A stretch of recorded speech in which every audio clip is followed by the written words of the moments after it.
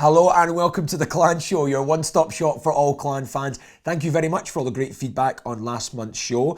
We hope this month doesn't disappoint at all. On the show tonight, we've got our cameras at the official Supporters Club Q&A with the players and staff at the very, very cosy Houston Inn. Very cosy indeed. I don't know how we all managed to fit in there. It was a great turnout.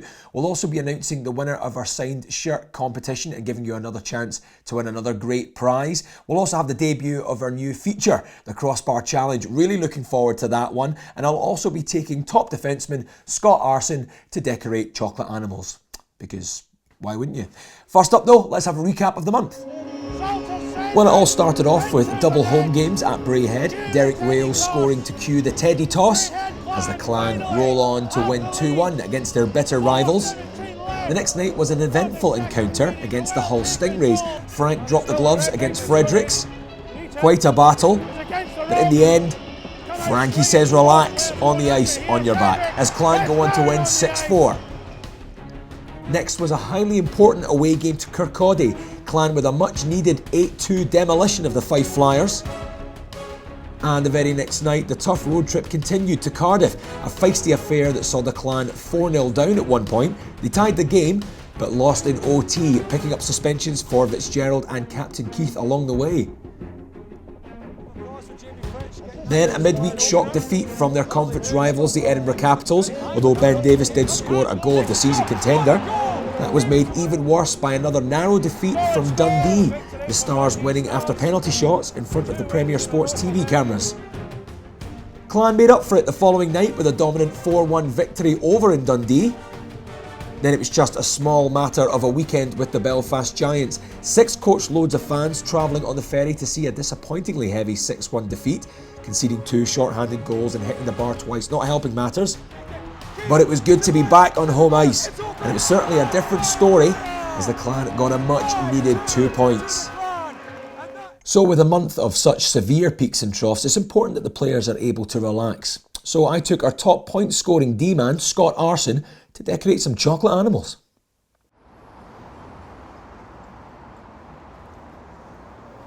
Hey Jerry, how's it going? Scott, how are you doing? You alright? Good. You ready to paint some chocolate in that fine Swiss invention? Yeah, I am, but I hate to break it to you. I think it was actually the ancient Mayans that invented chocolate around 1900 BC. Not the Swiss then. The Swiss didn't invent it. No, not the Swiss, unfortunately. Okay, cool. Thanks for that. That was a good start. So I'm Scott Aarssen. I'm a defenseman. I'm number 6 for the Braehead Clan. Type of player I am, I don't know. I don't like to brag or anything like that. I think I'm a smart defenseman. I try to move the puck quickly, make a good first pass, play well at both ends of the ice. So strong on my own end, don't get scored on, but try to contribute, on the offensive end as well, and play a little bit of power play. So try to use my offensive skills that way as well. And if I can throw in the odd hit here or there, that always helps and gets the guys going, gets the team going. So other than that, smart puck-moving defenseman, and I'm obviously not a big guy, so fighting's usually out of the question, but you never know. So what sort of animal do you want to decorate? We've got pigs, ducks, frogs, bears or dinosaurs? Do you want to go for it? I might do a dinosaur. I would like to have done a dinosaur, but instead I'll have a bear. Okay, cool. Instead, thank you for that. Sorry about that. Nice, that's fine. It's your interview. Hello, sailor. Yeah, hats look good. Yeah, not too bad, eh? So Scott, second season then at Braehead. So you obviously liked it enough to say yes twice. Yeah. Yeah, were you happy to kind of come back again? Was there any doubt ever that you'd maybe fancy going somewhere else? Not really. I think in the back of my mind I knew, since the end of last year I wanted to come back here. Yeah. And it was just a matter of, talking to the team and to Ryan and kind of getting things in place and making sure, a good setup like last year, and everything worked out fine. It was really smooth. Nowhere else really even crossed my mind at the time, and I'm glad we were able to get things done easy, and I'm happy to be back. It was an awesome year last year, but the season we're having this year, shaping up to be better, isn't it? It's shaping up that way, and a great group of guys, and obviously, Finner's a great coach, so that was a big factor as well. going back to something that you're comfortable with and course. that you recognize. So that was a huge factor as well. And where were you? So in the off-season, where'd you go back to then? Where's kind of home then? I'm from London, Ontario, Yeah. back in Canada. And so it's about an hour and a half to 2 hours south of Toronto. Yeah. And I live there in the summer and got most of my family there, most of my friends. So it's good, get to see everyone and live with the girlfriend back home there too as well. So That must be tough then, the distance. How does that work out? yeah, it's tough this year. This year will probably be the last year we'll have to do it. But she's actually coming over here tomorrow. So No way! Oh, fantastic! for a few weeks. So you have to tidy the flat then. Yeah, I got to go borrow someone's vacuum and get the dustpan and broom out. So what's your living situation then? Just now, who do you live with? 'Cause I don't think a lot of fans realise so many of the guys share flats and stuff. Some of them got the girlfriends here. Yeah. Who are you with? For most of the guys with wives or girlfriends, they're on their own with Yeah. their wives and girlfriends and family if they have some. But other guys are usually put together, 2 or 3 of us in the same spot. And I'm with Lee Salters this year. Right, how's that working out? It's been good so far. He's actually from London, Ontario as well. Oh, fantastic. So we actually met. I think we met. Switch of colors. So yeah, I'll have some white now. We met in high school and kind of grew up. We were a year apart, so we grew up playing, on the same teams, but a year apart, and then we played. So you knew about each other then? Yeah, we played actually Was he a good year. player was it a good player in the setups you were in? Did you know about him or? Yeah, he's always been, he's a big guy, so Yeah, you spot him. he's always been a guy to throw big hits and drop the mitts when he has to, but he can put the puck in the net too. So I don't think some people realize that when he was coming over this year to Braehead, but he had a really good year last year. He's having a great year for us this year. And yeah, so we played together when we were younger. So you must have been And- delighted to hear when he was signing. Yeah, I actually kind of got in his ear a bit this summer. Oh yeah. And tried to sway him a bit. Oh, look but, at you working as an agent for the clan as Yeah, well. already. so I can recruit as well. But yeah, so it's been great, and he loves to cook, so he likes to prepare most of the dinners, anyways, and it's good for me. It's a good deal for me because I get real good meals. And Do you never owe him? Do you have to do the washing up then? 'Cause that's like the rule, isn't it? One does the cleaning, one does the washing up. yeah, Does the cooking even? I'll usually try to either wash up and then make breakfast the next day or something like that. But What do you make for breakfast? What's your specialty? Do you wake him up with breakfast in bed? No, no. It's a little bit romantic, that, isn't it? That's not- Candlelit dinner at night. He's prepared. We're not that close of friends yet. I was but- going to say, is this why it took a while for the girlfriend to come over? Maybe? Yeah. Yeah, no, it's just usually some eggs, over easy with some toast, Nicely bacon done. if we have it, and then might wash it down with an apple and orange. Oh, nicely done. Nicely. No wonder he's getting on so well and look so yeah. healthy. Oh yeah. No, it's been an interesting one. And obviously, you came over from Austria, and the one term I kept hearing about you all of last season is people going, he's like one of the most underrated players in the league, one of the most underrated defensemen. But when you hear something so often, that you must be the most underrated player. But I guess the secret's out this season. I mean, you've spent a lot of it being the top scoring defenseman. Yeah. Which must be great. Did you know you were going to rack up some good points this season? Did you feel like that's going to be a big part of your game this season? Yeah, I don't know. I mean, I always like to help out when I can if I'm put on the power play. Obviously you can get points that way. And that's been a huge factor this season. The Yeah. clan's success, that power play line, and you've been a big part of Yeah, it. so we've had good power plays this year, and in the summer when I signed back, I saw our team shaping up, and to be honest, I thought we had a really good group, core guys on the back end. Yeah. So I thought it was just going to be, it would be really spread out, and points come when they come, and sometimes you're in the right spot at the right time. I really don't have any. It's nice to get points, but at the same time, I'd rather the team win. Yeah. And come on with some hardware at the end of the year. So you don't get carried away if the puck's down that end of the ice. You don't suddenly get that rush of blood. No, Go, I'm on it. Usually I'm too Sniping tired. from range. Usually I'm too tired to get up the ice that quickly. I might try that once a game, maybe if I have the wind and the energy. But yeah, I mean, we got so many guys that can put up points, and everyone's a well-rounded player. It's just I think it's just being at the right place at the right time sometimes. Yeah. And that power play of ours is clicking, and hopefully we can keep that going. I mean, it'd be nice. It helps us a lot. It helped us this weekend with a bit of a comeback, but Of course, yeah. Against the Devils. yeah, I mean, You know, as long as the team, we can win some hardware this year, I'll be a happy guy. I think we're pretty much done here. Yeah. Not too bad. Yours looks pretty good. I tried to put a mustache on this guy, but I don't think... Yours actually looks really... You have an artistic flair, whereas I just look like an angry person. You were, yeah. A psychologist would have a field day with this. Although, look, it kind of doesn't shapes look too up bad. on that side. Well, we'll call Fiona over. Maybe she can help us out, actually. Fiona, can you help us make our chocolate look pretty? Yeah, just shake that as hard as you can.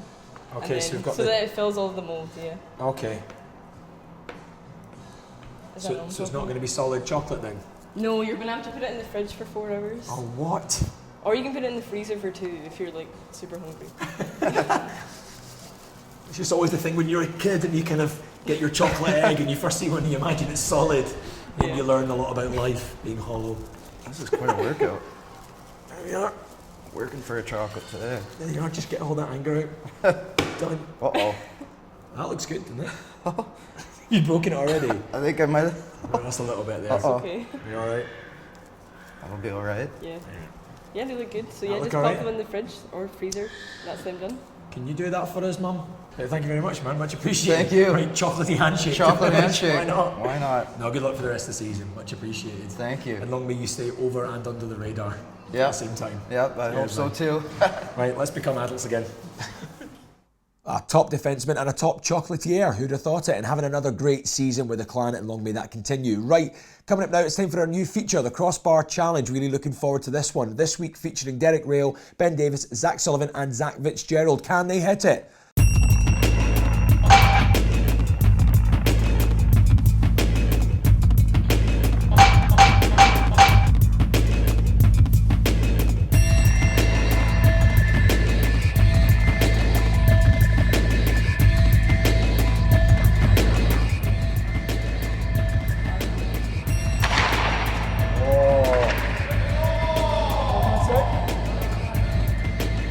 Okay, next up.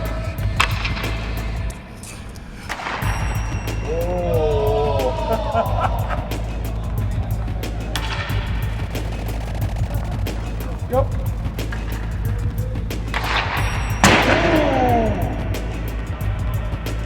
Next up.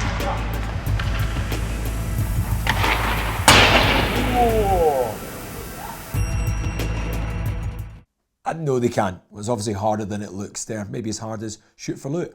Right, okay, coming up now, it's that time of the show where we look at one of Tristan Harper's modelling shots.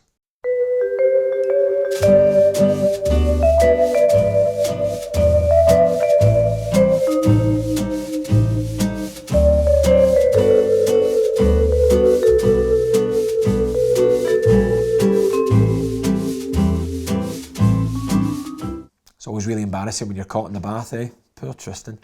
Right, okay, it's time to announce our competition winner, and the winner of the signed clan jersey from last month's competition, drawn at random, is Gord Zetterberg at Zetterbergen. So if you get in touch with Alex at brayheadclan.com to figure out picking out your jersey, congratulations, Gordo. Right, okay, it's time to announce this week's prize, and the prize is for corporate hospitality for 2. Fantastic prize, and the very, very tough, extremely difficult question is this: who does Scott Aarssen think invented chocolate? It doesn't matter who did invent chocolate. Who does Scott Aarssen think invented chocolate? Is it A, the Mayans? Is it B, the miners of Wales? Or is it C, the Five Flyers? It's a tough one. Is it A, the Mayans? Is it B, the miners of Wales? Or is it C, the Five Flyers? As usual, only Twitter entries at the moment, I'm afraid. Tweet the correct answer to @Brayhead_clan and include the link to the show. So you need all 3 of those elements to win the competition. Right, okay. Well, the official supporters club arranged a Q&A with players and staff at the Houston Inn. It was very cosy. It was a great turnout and our cameras were there. I've got a question for Finner as well, actually. What's it like being a popular manager? Does it feel with the fans? I didn't know I was popular. Can you check my Twitter?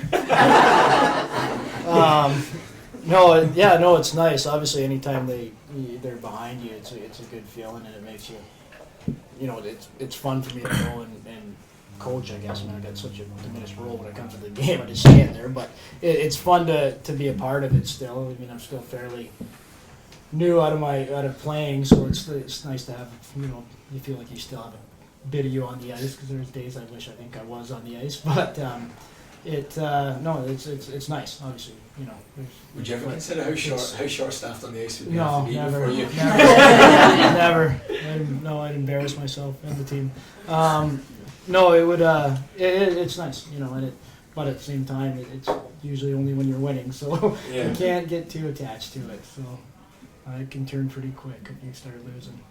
Can I ask the players about just from various leagues, things that you've played in before, how you feel like the standard of the Elite League is at the moment, where you see it's going, and how it compares to places you've played previously and types of teams you've played against previously?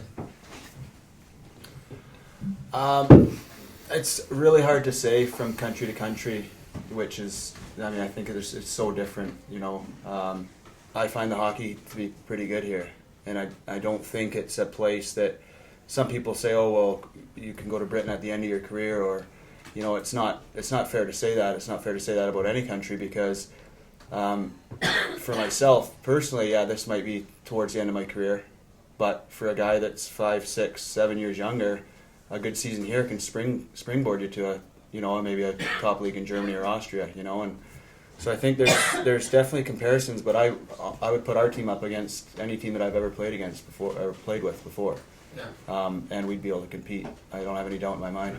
How important was it that you got the right Brits in at the start of the year, and how do you think they're doing?